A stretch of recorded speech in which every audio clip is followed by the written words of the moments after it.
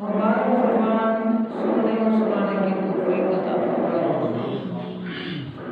احباب گرامی، قرآن مجید فرقان حمید 19واں پارہ سورۃ النمل شریف آیت نمبر 22 اور 23 کی تلاوت کرنے کا شرف حاصل ہوا، جس کے اندر اللہ رب العالمین نے اپنی مخلوقات میں سے ایک مخلوق جسے ہم ہوا میں اڑنے والے پرندوں کے نام سے موسوم کرتے ہیں، ان پرندوں میں سے ایک پرندہ ہے جس کا نام ہے ہدہد۔ اس پرندے کا ذکر اللہ رب العالمین نے پورے پروٹوکول کے ساتھ، پوری اہمیت کے ساتھ مالک نے قرآن مجید کے اندر ذکر فرمایا ہے۔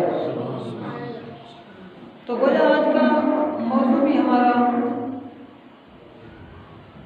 ہدہد کے حوالے سے ہے کہ اللہ رب العالمین نے انسان تو اشرف المخلوقات ہے، لیکن مالک نے اپنی مخلوقات میں سے ایک ادنا مخلوق پرندوں میں سے ایک پرندہ جس کا نام ہدہد ہے، ایسا لاجواب پرندہ ہے، ذات کا پرندہ ہے، مقام اتنا اہم اور اعلیٰ ہے، اللہ نے اس کو ذکر قرآن مجید کے اندر فرما دیا۔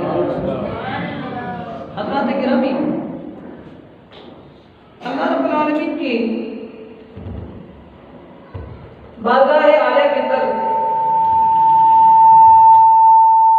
التجا ہے کہ مالک ہمیں صحیح سننے سنانے اور اس پر عمل پیرا ہونے کی توفیق اور جذبہ عطا فرمائے۔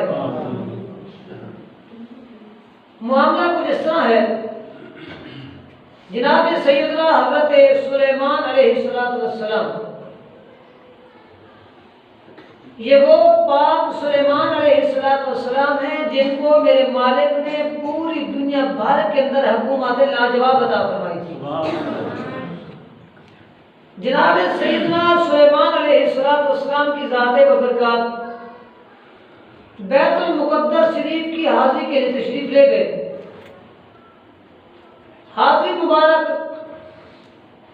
دے کر جب واپس تشریف لے آئے تو یمن کا شہر ہے، اس شہر کے اندر ایک علاقہ ہے جس کا نام ہے صنعاء، صاد نون عین الف، صنعاء۔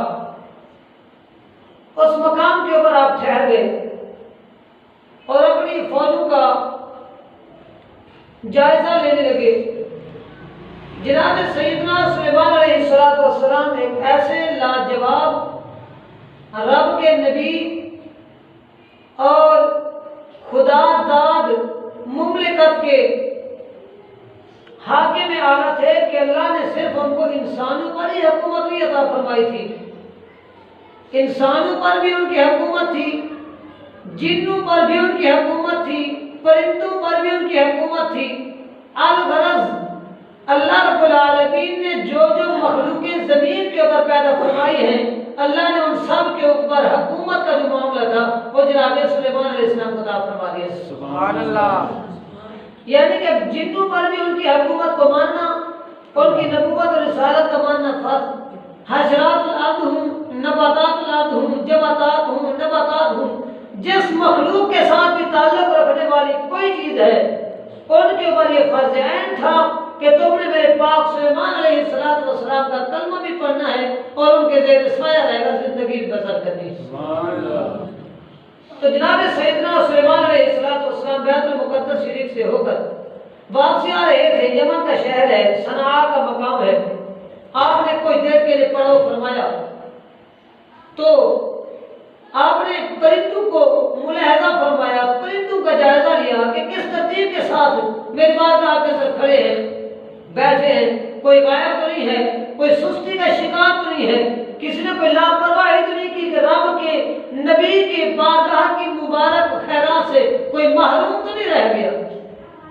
آپ نے نبوت والی آنکھوں کو کھولا، دیکھا جن بھی دست بستہ کھڑے ہیں، پرندے بھی کھڑے ہیں، انسان بھی کھڑے ہیں، فوج بھی تیار ہے، ہر طرح کی مخلوقات جو تھی زیر سایہ آپ کے وہ الگ ہو کے کھڑی ہے. اچانک نظر پڑی تو آپ نے دیکھا ایک ایسا پرندہ ہے جس کا نام ہے ہدہد. تو وہ غائب تھا. وہ کیا تھا؟ آپ تھوڑا تھوڑا بولتے جائیں ساتھ ساتھ. وہ کیا تھا؟ یہ میں اپنی طرف سے نہیں کہہ رہا, یہ قرآن مجید ہے, 19واں پارہ ہے, سورۃ النمل ہے, آیت نمبر 22 ہے. اللہ رب العالمین نے قرآن مجید کے اندر ارشاد گرامی فرمایا فَتَفَقَّدَ الطَّيْرَ فَقَالَ مَا لِيَ لَا أَرَى الْهُدْهُدَ. جناب سیدنا سلیمان علیہ السلام نے جب پرندوں کا جائزہ لیا تو ان کے اندر لا أَرَى الْهُدْهُدَ سارے پرندے موجود تھے, ہر طرح کے زیر سایہ افراد حضرات موجود ہیں. لا أَرَى الْهُدْهُدَ آپ نے اچانک فرمایا کیا ہو گیا ہے کہ لا أَرَى الْهُدْهُدَ میں ہدہد کو یہاں پہ نہیں پا رہا. ام کان من الغائبین, یا تو پھر وہ بغیر پوچھے کہیں چلا گیا ہے, سستی کا شکار اس نے کیا ہے, لاپرواہی اس نے کی ہے. تو جب سارے کے سارے حاضر ہیں, ہدہد کی اوقات کیا ہے میری بارگاہ کے اندر حاضر نہیں ہے. آپ نے جلال کا اظہار فرمایا, آپ نے ارشاد گرامی فرمایا سوچ لو لَأُعَذِّبَنَّهُ عذابًا شدیدا. اس کے لیے 3 فرمان آپ نے جاری فرما دیے. جب بھی وہ واپس آئے گا لَأُعَذِّبَنَّهُ عذابًا شدیدا, یہاں پہ نون تاکید ثقیلہ ہے اور لام تاکید کا بھی ہے. گویا 2 تاکیدیں 2 قسم کا فائدہ دیتی ہیں. رب کے نبی نے گویا 2 مرتبہ قسم اٹھا کے فرمایا یہ ہدہد آئے تو صحیح نا, عذابًا شدیدا, میں اسے ایسا عذاب اور ایسی جزا اور ایسی سزا دوں گا یہ زندگی بھر یاد رکھے گا. سبحان اللہ. اگر سزا نہیں دوں گا تو پھر آپ نے ارشاد گرامی فرمایا اول آز باہر نہ ہو, اگر غصہ کوئی زیادہ ہو گیا سزا نہیں, اگر سزا سے بھی بڑھ کر اگر کوئی اقدام اٹھانا پڑا تو پھر اول آز باہر نہ ہو, میں اس کو سرے سے ذبح کر دوں گا. میں اس کو کیا کروں گا؟ ذبح کر دوں گا. او لیاتینی, آپ نے ارشاد گرامی فرمایا اگر میں نے اسے سزا بھی نہ دی ذبح بھی نہ کیا تو پھر تیسری بات کیا ہے؟ فرمایا اگر وہ میری بارگاہ کے اندر کوئی معقول عذر لے کے آیا کہ حضور مجھے یہ کام ہو گیا تھا, اگر کوئی واقعی معقول عذر ہوگا, شرعی عذر ہوگا کہ جس کی بنا سے اس کی سزا کو مؤخر کیا جا سکے تو پھر فرمایا میں اس کو چھوڑ دوں گا. اگر کوئی شرعی عذر اور معقول عذر نہ لے کے آیا تو پھر 2 ہی چیزیں ہیں, یا تو سخت سزا ہوگی یا اس کو سرے سے میں اس کو ذبح کر دوں گا. حضرات گرامی, محمد کریم علیہ السلام کے غلاموں, یہ ہدہد جو پرندہ ہے یہ ایسا پرندہ ہے میرے مالک کی تخلیقات میں سے ایسی شاہکار تخلیق ہے. اگر یہ زمین کے اوپر بیٹھا ہے اس نے زمین کے اوپر چونچ مار کے بتا دینا ہے کہ یہاں پہ کتنا گہرا پانی موجود ہے. سبحان اللہ. چونچ مار کے اس نے بتا دینا ہے کہ یہاں پہ جہاں میں بیٹھا ہوں, یعنی کہ وہ پرندہ بیٹھا ہوتا ہے بتا دیتا ہے کہ یہاں سے 100 فٹ پانی گہرا ہے, 200 فٹ گہرا ہے, 50 فٹ ہے یا 200 فٹ ہے, بس اس کے چونچ مارنے کی دیر ہے زمین کے اوپر, اس نے پانی کی گہرائی کی نشاندہی بھی کر دینی ہے. مورخین لکھتے ہیں جہاں پہ وہ پرندہ بیٹھ جاتا ہے اللہ اس کے بیٹھنے کی برکت سے نیچے زمین کا جتنا بھی حصہ ہوتا ہے اللہ اس کے اندر جتنا پانی ہوتا ہے سارے کا سارا پانی میٹھا بنا دیتا. سبحان اللہ. یہ ہدہد پرندے کا کمال ہے. حضرات گرامی, محبوب کریم علیہ السلام کی ذات برکات کے غلاموں, چونکہ جناب سلیمان علیہ السلام بیت المقدس سے حاضر تھے کہ واپس آ رہے تھے, یمن کا شہر ہے, صنعاء کا مقام ہے اور پانی کا فقدان ہے, جنگل بیابان کے اندر آپ نے پڑاؤ ڈال دیا. پانی کی جب فقدان تھا, بحران تھا, پانی کی قلت تھی, آپ نے پانی طلب فرمایا تو پانی کو بتانے کے لیے تو وہ حضرات انجینئر صاحب موجود ہی نہیں ہیں. ہدہد پرندہ جو کہ تمام تر پرندوں کا انجینئر تھا وہ موجود نہیں ہے. تو جب وہ صاحب موجود نہ تھے آپ نے ارشاد گرامی فرمایا وہ ہدہد کہاں ہے, پانی کی تلاش ہے ضرورت. سبحان اللہ. پانی کی تلاش جو ضرورت تھی تو کس کی؟ پانی کی وجہ سے وہ یاد آ گئی. تو آپ نے ارشاد گرامی فرمایا ہدہد, صاحب نے کہا ہمیں پتہ نہیں ہے. بہرحال جناب والا جناب سیدنا حضرت ابو ہریرہ رضی اللہ عنہ سے پوچھا گیا, آپ سے پوچھا گیا کہ جب ہدہد پرندہ جو ہے جب زمین کے اوپر بیٹھ کر چونچ مار کے بتا سکتا ہے کتنا گہرا پانی موجود ہے, جب اس کو اتنی گہری نظر مالک نے اس کی نظر کے اندر اتنی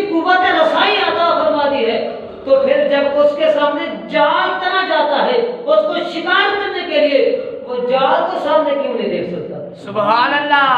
जमीन के ऊपर बैठ के पानी की गहराई चाहे 500 फुट नीचे क्यों ना हो, पानी की गहराई तो बता सकता है कि हुजूर यहाँ पे इतना गहरा पानी है, जाल का परिंदा होके, लेकिन जब उसको शिकार करने के लिए जाल को तना जाता है तो फिर सामने जाल है, आंखें भी खुली हैं, लेकिन जाके फंस जाता है। वजह क्या है? हजरत अबू हुरैरा रज़ियल्लाहु अन्हु से जब ये सवाल किया गया तो आपने इरशाद गिरामी फरमाया सामने जो जाल होता है वो तकदीर का जाल होता है। सुभान अल्लाह। बोलो वो कौन सा जाल होता है? तकदीर का जाल होता है। तकदीर का जाल नजर नहीं आता। इंसान यहाँ से बैठकर बड़ी दूर तक देख सकता है, लेकिन इंसान जाते जाते या तो एक्सीडेंट हो जाता है या तो अचानक कोई हमला हो जाता है। बंदा हर तरह की सलाहियत कुव्वत इस्तेदाद रखने के बावजूद भी अचानक ही जनाबे वाला कोई धोखा खा सकता है। मालूम क्या हुआ? ऐसे यही साबित होता है बंदे के अंदर हर तरह की ताकतें मौजूद हैं, लेकिन सामने जब तकदीर का जाल तना नजर आता है तो फिर तकदीर के जाल से कोई भी नहीं बच सकता। सुभान अल्लाह। तकदीर के जाल से नाते गिरामी, आपने एक कीड़े का नाम सुना होगा जिसका नाम है कान खजूरा। सुना है ना? क्या नाम है? कान खजूरा। उसके 100 पाँव होते हैं, उसके 100 पैर होते हैं। कितने? 100। कान खजूरा के कितने होते हैं पैर? 100 पाँव होते हैं। और सांप का एक भी नहीं होता। याद रखें, सांप की जो मरबूत गिज़ा है, सबसे बेहतरीन उसकी महबूब गिज़ा है, वो कान खजूरा है। कौन सी गिज़ा है? सांप की महबूब गिज़ा कान खजूरा है। सांप का एक पाँव भी नहीं है, कान खजूरे के 100 पैर हैं, लेकिन जब सांप पलट के उसके ऊपर हमला करके शिकार करना चाहता है, अपनी गिज़ा बनाना चाहता है, तो फिर उसको जनाबे वाला एक ही हमले के अंदर कान खजूरे के ऊपर तो हमला करके उसको अपनी गिज़ा बना लेता है। तो किसी ने कान खजूरे से पूछा, कान खजूरा तेरे तो 100 कदम है और उसका एक पैर भी नहीं है, और अगर तू चाहे तो तू ऐसी रफ्तार लगाए तो तेरी नस्लें भी उससे जनाबे वाला उसकी औकात से नजर ओझल हो जाए। उसने कहा बात ये है, मैं ऐसा कर सकता हूँ, लेकिन तकदीर के आगे पाँव काम नहीं देते। सुभान अल्लाह। तकदीर के आगे पाँव नहीं चलते। ये जाए कि मैं जात का कान खजूरा हूँ, वो जात का सांप है, मेरे 100 पाँव हैं, उसका एक पाँव तक मौजूद नहीं है, लेकिन जब तकदीर का जाल सामने आता है, 100 पाँव हैं, एक पाँव भी साथ नहीं देता, मैं उसके जाल में फंस के हमेशा के लिए जनाबे वाला तख्ता दाद पे लग जाता। हज़रत गिरामी महबूब करीम अलैहिस्सलाम की ज़ात ज़कात के उलामा, मालूम क्या हुआ? बंदे को अपने औकात के ऊपर, बंदे को अपनी टांगों के जोर के ऊपर, बंदे को अपनी बातों की ताकत के ऊपर मान नहीं करना चाहिए, बंदे को काट के ऊपर मान नहीं करना चाहिए। जब तकदीर का जाल सामने आता है, 100 कदमों वाला कान खजूरा धोखा खा जाता है और बगैर कदमों वाला सांप जो होता है वो उसके ऊपर हमला करके चला जाता है। सुभान अल्लाह। हज़रत गिरामी, तकदीर के जाल से कोई बच नहीं सकता। और जब तकदीर का जाल सामने आता है, चेहरा के जात का वो हुद जात का परिंदा है, लेकिन मालिक ने इतनी कुव्वत और ताकत फरमाई है कि जमीन के ऊपर बैठ के चूंच मारे तो पानी की गहराई तक उसकी रसाई चली जाती है। लेकिन जनाबे वाला जब सामने जाल आता है, आंखें खुली हैं, जाल कुछ फुट के फासले पे है, लेकिन देख नहीं पाता, जाके फंस जाता है। तो हजरत अबू हुरैरा ने जवाब दिया, फरमाया तकदीर के आगे तकदीर का जो जाल होता है उससे हुद भी खता खा जाता है और कान खजूरा भी खता खा जाता है। तकदीर के जाल से कोई बचे? हज़रत गिरामी महबूब करीम अलैहिस्सलाम के गुलामों, ये हुद परिंदा जो था, ये जनाब सुलेमान अलैहिस्सलाम का बहुत ही लाडला परिंदा था।